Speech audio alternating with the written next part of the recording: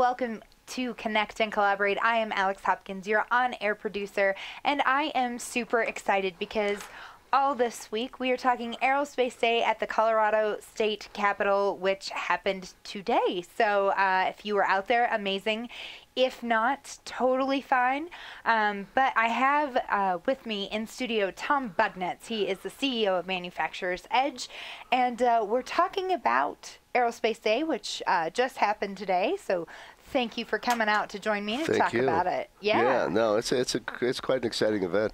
It's gotten really big too. That's what's been fun to watch it over the years, how it's really gained its own momentum. Yeah, absolutely. It's I think Cobert last year was our first year as being a part of the sponsors, and I know because there's already a Colorado Business Roundtable, Space Business Roundtable. Yes, CSBR. Yes, and so we also feel like we have our foot in the door with a lot of aerospace industries, but Manufacturer's Edge, also a sponsor. You guys have been a sponsor for Aerospace Day at the Capitol for a while now. Oh yeah, I think since I started, I think. Yeah. Yeah. Well, let's talk about why. Well, you know, I was thinking about that because we tend to want to show up at places anyway. But this is a special one, and I think there's some personal aspects to it, and there's some professional aspects to it. I brought some show and tell, which really works well on the radio, but I thought you would enjoy this as an intro. So, my very significant other, Diane, yes, who ran something called Aerospace Ventures at CU. She was in the aerospace department. So, well, Valentine's Day was a couple weeks ago, and so what did she give me? She gave me an Apollo 11 mission patch. What? How romantic is that? Well, for you, I feel like that is pretty romantic. Well, here's what's funny. What did I give her? Oh, no. Totally unbeknownst, was an Apollo 11 50th anniversary silver dollar. Oh my gosh. That so she gave me this, and I was going to give her that later, and I said, "Oh, this is hilarious because both of these are Apollo 11 for Valentine's Day." Yeah. Okay. We're horrible. Okay. That's as nerdy and geeky as it possibly gets. How romantic. But the thing about it is that you don't have this advantage, and actually a little less than a year ago I was meeting with Senator Gardner, who is a space geek, yes, in his office downtown, and it was July 20th, which is the day that they landed on the moon. Yeah. And I said, Senator, I feel sorry for people in your generation. I said, because you really are interested in it, but we got to watch it. Right. And I personally grew up about 5 miles from where they built the Mercury space capsules, which was the 1-man. Yeah. And the Gemini space capsules, which was the 2-man. So that was our life. And so to grow up in that era, aerospace is a whole different thing. I'll never forget, and I don't know if you even know this story, December 24th, 1968. So it's obviously Christmas Eve. Yeah. And we as a country, NASA had decided that was the day they were going to send guys to circle the moon. They're going to orbit the moon for the first time.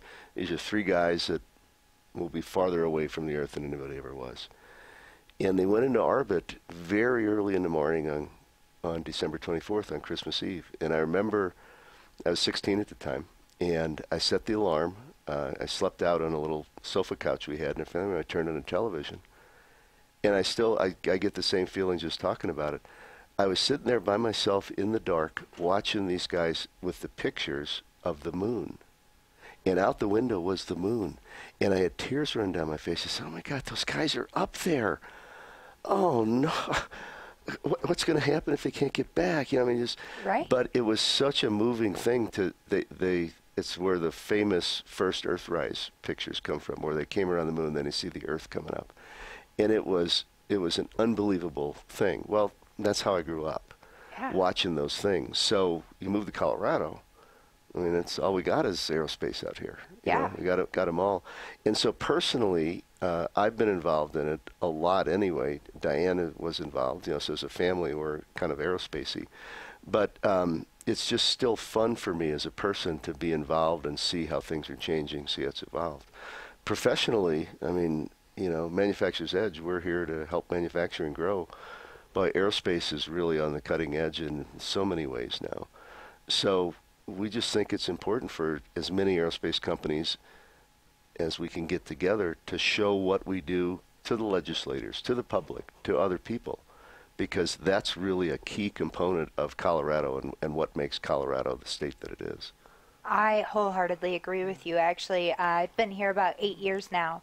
I did not realize how big Colorado really was in the aerospace industry, probably until about 2 years ago, which makes me sad that I didn't realize that about Colorado, right? Right, right. It actually wasn't until I started here that I knew that we were #1 per capita in the aerospace industry, Right. and #2 overall. California, with their Yeah. as big as they are, they're Yeah, inevitably going to be a little bit bigger. But that being said, knowing that Colorado has such a rich history in being a part of the aerospace industry, I feel like that's just another reason to love it here. It's just one more reason. Yeah. You know, and when I was a kid living in St. Louis, you would hear about NORAD. This magical mountain, Cheyenne Mountain. Where that was such an interesting thing to even think about out there in Colorado. Well, then, hell, we run all the GPS from Colorado. We make half the GPS satellites in Colorado. It really touches so much of our economy that I think it's really important for groups like us to support this message, particularly when it comes to the state legislators. A lot of them know it, but it's a way to get the message to them in funny. One of the things Diane did, just as a little thing with this, is when she was working at CU, when they first came down for Aerospace Day, she told everybody, we're gonna get an astronaut suit down there, and we'll have a student in astronaut suits. And everybody kind of looked at her sideways, like, she said, no, this is going to be great. Well, it was the big hit. The legislators wanted to pose with the astronaut, and they wanted to wear the helmet and all that stuff. So that kind of connection it's not really a trade show. It's just a networking event that happens to run all day, and a lot of nice things with the Senate, and they read the proclamation today for us, and that whole thing. It's just a fun thing. And as we know in a lot of stuff, we're just sitting there with our friends having a good time. Because right, we're just friends geeking with out all of over them. aerospace. Yeah. But I want to agree with you too. Personally speaking, you got to be a part of the generation that saw all of that happening. Yeah. When I talk a lot about when I do have aerospace shows, the only two things I thought about aerospace were I memorized the planets and you could only be an astronaut. Yeah. Those are the only two things I ever associated with it. This day and age, with the technology that we have and seeing aerospace come to the commercial side of things, right. I think has reignited this passion. Well, you make an interesting point, because it's one of the few things that has got us passionate since 1974. The thing I don't think people realize, say in the 61 to 69, which is when we did all this, every time we did something, it was the best or the fastest or the next. It was a record. Yeah. So we throw Alan Shepard up and he goes up 60 miles and comes back. Well, that's the highest an American had been. Okay. Gus Grissom goes up. Okay. Then next thing is, John Glenn orbits the Earth 3 times. Oh my God, we orbited. Okay. Then Gordon Cooper, by the time it's all done, is the fastest, longest flight ever. Okay. Every one of these things was a new thing. Now we get Gemini, 2 people. Now we got 2 people we send up, and an hour later we send another 2 up, and they rendezvous. Nobody ever done that before. Then we're going to dock with something on the next mission. Nobody ever done that. I mean, it was just one thing after another that were these accomplishments over a period of time. And then you had some things that got in the way, like the Apollo 1 fire. But when you think about what we did as a country in, from the time that Alan Shepard went up till Neil Armstrong's walk on the moon, it was unbelievable, and it was just always happening. That's what we're seeing now with like Blue Origin. Now we're going to land a rocket after we use it. I mean, it's fantastic. Okay, Virgin Galactic, they got certified. They're going to be able to take people up. They proved the point. All those things are the same kind of thing. We're now seeing these kind of new things that we didn't see before, and I think that's what's got people excited. Oh my God, I didn't know you could do something like that. I didn't know this. Right. So it's kind of bringing that spirit of when we were growing up in the 60s and the 70s back into the space program today. And we can't forget, too, aerospace is also airplanes, and a lot going on there. And so that's what Aerospace Day really does, is it tries to pull together not just space program stuff like CU would have, or like MSU would have. It pulls together a lot of, what is not as exciting, but is very groundbreaking things we're doing with unmanned aerial vehicles, things we're doing with spaceport, a lot of airplane-y kind of things. So that's what's good about it. Oh yeah, for sure. Well, and the point I think mostly for Aerospace Day at the Colorado State Capitol is to get in front of legislators, which they're Citizens for Aerospace, which is also a sponsor of Aerospace Day.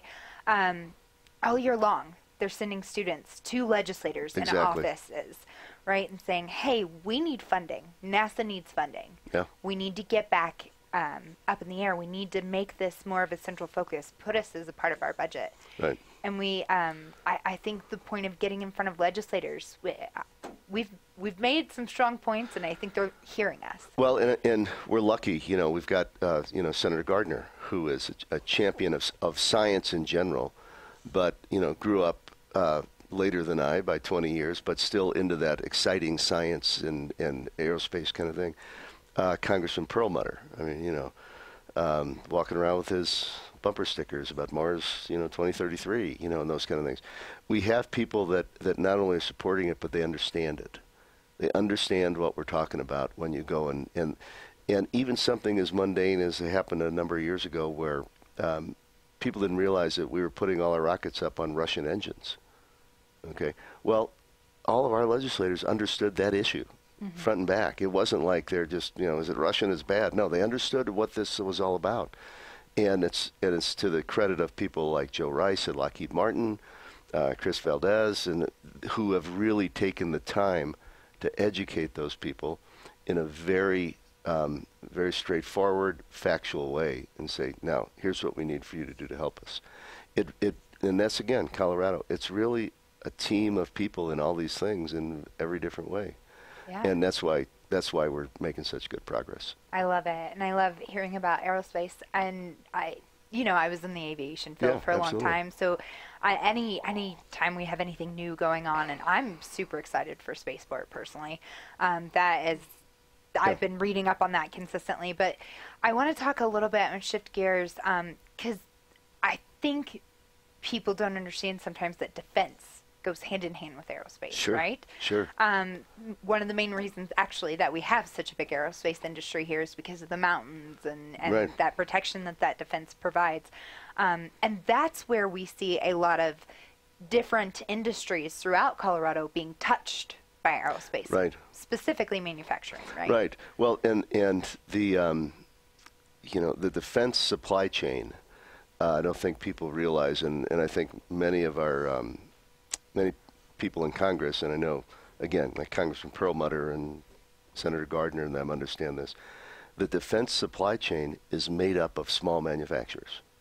It's unbelievable. But, there's, 15-person companies that are making critical components to some of our biggest and most important weapon systems. That's the country. And Colorado particularly is like that because you've got, say, Lockheed Martin or Sierra Nevada here. They're going to want to work with people that they can work with very closely. And they'll go anywhere in the country they need to go, but when you can drive down the street to Arvada and talk to the people that are making that part and go through it, that's a big deal. Mm-hmm. And so the defense part of aerospace really is a critical driver for Colorado. I think the defense industry in Colorado, period, is $27 billion worth of economic impact. So manufacturing has really benefited from that supply chain, and it's only going to get better. Yeah, absolutely. I'm just curious of your thoughts. I know we've heard a little bit about Space Force that Trump has kind of put out there. That being said, space eventually is going to be an area that we're going to need boundaries on as far as more countries getting involved with aerospace, right? Well, China's now landed something on the other side of the moon. Yeah. You look at people generally don't think about this, but you look at the slots where you can put a satellite these days. That's very carefully controlled, especially the synchronous orbiting satellites. You want to put them right above your head and keep it there. Well, there's somebody already there. What do we do? There's a lot of that that goes on across the world. And ironically, the more simple we're making the technology and the more compact it is, the more any country is able to do things. All you need is a ride to get up there. And there's a lot of rides these days. Okay? Yeah. And so the CubeSats are going crazy, and we were talking the other day that, until I was 5, there was nothing in space that man had made. Wow. Yeah, I mean, we think about it as normal. Nothing was in space that man has made. Now we've filled it up, basically. Yeah. And so when we talk about something like a Space Force, what you're really talking about is, do we make that a battleground? And historically, everybody has agreed we don't. Okay. That said, when push comes to shove, somebody's going to be up knocking out those GPS satellites for us. Okay, and we're going to be doing the same thing. So you've got to be realistic about what the landscape's going to be. Again, historically, we've said no, we can't put weapons in space. Are they there? I don't know, but we've got to think about that. And so I don't understand enough about the organization and how they're really going to roll out this Space Force idea. Right. But for national security purposes, you've got to at least think about it. Oh, yeah. What you do is another question, but you've got to think about it. I mean, GPS, you knock GPS out, and we've knocked out our economy. I mean, it's as simple as that. Exactly. Well, and the rumor about cybersecurity, right? That's going to be where the next world war don't is. get me started. We're doomed. We are doomed. Just put it, take it to the bank. We're doomed. No, cybersecurity is, again, in manufacturing and in aerospace, is just going to make us crazy. Yeah. This is a really weird thing. I sent this to Jeff. There's an online college for day traders in England that has my picture as next to the president's name, and they got it off the Cobert website because there are other Cobert people on the website that are on this online trading college website. Now that's not cybersecurity, but somehow they got something there and are using it as something else. Huh. So these things are getting weirder and weirder. Yeah. And again, when you talk about breaking in and faking GPS signals, okay, these are big things. We could talk for hours on that stuff. It's just really, it's a scary world. Always has been. But I don't think we've even conceived of how this stuff is going to play out. I really don't. Yeah, the more technology we get, which is really exciting and connecting us and helping people with jobs, right? Yeah. As good as that new technology can be, it can be just as detrimental, if not more so. Oh, well, this fellow, he's actually grew up in Denver, and he's now the...